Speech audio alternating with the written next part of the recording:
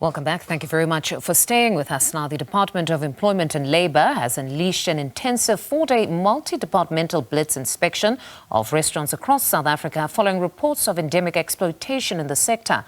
Aggy Moilwa, Inspector General for the Department of Employment and Labour, joins us now to speak more on their blitz. Good evening, Aggy. Thank you very much for joining us on the programme. So your 4-day inspection blitz started yesterday, we believe, and of course this is on the back of the incident at a restaurant in Pretoria that received a lot of media attention. Just take us through what exactly this blitz entails.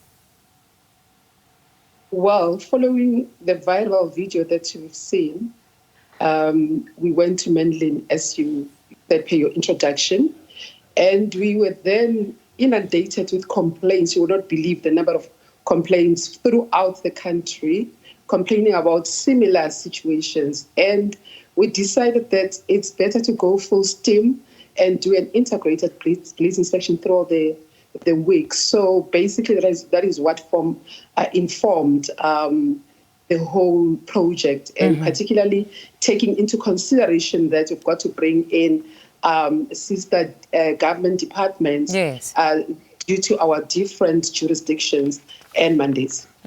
So those departments would be, I suppose, Home Affairs among them. You'd also have the South African Police Service. Who else are you roping in? The Bargaining Council.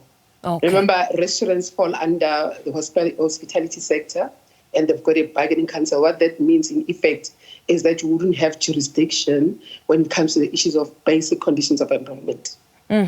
You're saying that you've been inundated with calls of similar kind of treatment that some within this space have been experiencing. One would have easily assumed that this wouldn't be new to you. You would know of such, because there are those that have commended your proactiveness, if we can call it that, but others have said it's quite problematic that if you have a young lady having to expose herself in this way, where she places her life at risk to speak of the ill treatment, it speaks of an absence or some sort of a gap insofar as the labour's inspection is concerned. What's your take on that?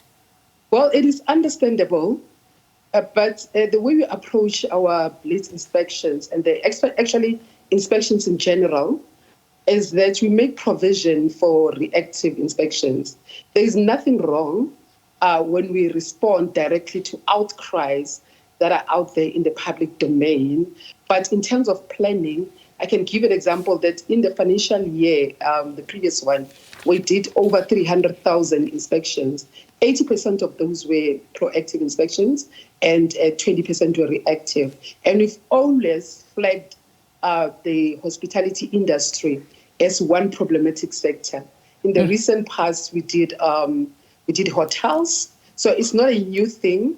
And the fact that there seems to be a trend and a stubborn one for that matter, and there's just lack of compliance and lack of change in behavior, really. It means we really need to put on the pedal down and go to the next gear. Now, 300,000 inspections is a large number, but of course, without the context, we wouldn't know that we're basing it against what? How many restaurants would there have been? Absolutely. So we wouldn't necessarily have the context, but 300, just on the face of it, may look as a lot.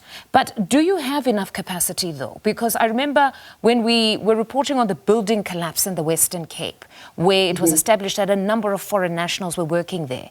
One thing that the Labour Department spoke of, or that came out strongly there, was the lack of capacity, where it seems as though there are not enough inspector generals. We don't have enough inspectors on the ground. Absolutely. We've got just over 2,000, around 2,200 inspectors countrywide, and they are specialists in their own right. So they would be specializing in various pieces of legislation. And the figure that I gave earlier in terms of inspections was just an overall in terms of all the sectors, not just the hospitality sector. So you can imagine. And then any significant contraventions that were unearthed or discovered on day one yesterday? The trends are continuing, just a total disregard when it comes to registration of workers under the Unemployment Insurance Fund, the Compensation Fund, issues around occupational health and safety, where there are no certificates for installation of gases, issues of employing non-documented foreign nationals, it's quite pervasive, and we know it's mostly due to the fact that they are seen as cheap labor. And they are normally reluctant to stand up for their own rights because, after all, they would be illegal in the country. So just for clarity, the blitz is nationwide, it's not a specific province? Sure. Throughout the country. All right. Aggy, thank you very much for your time this evening. That is Aggy Moilwa. She's from the Department of Employment and Labour speaking to us.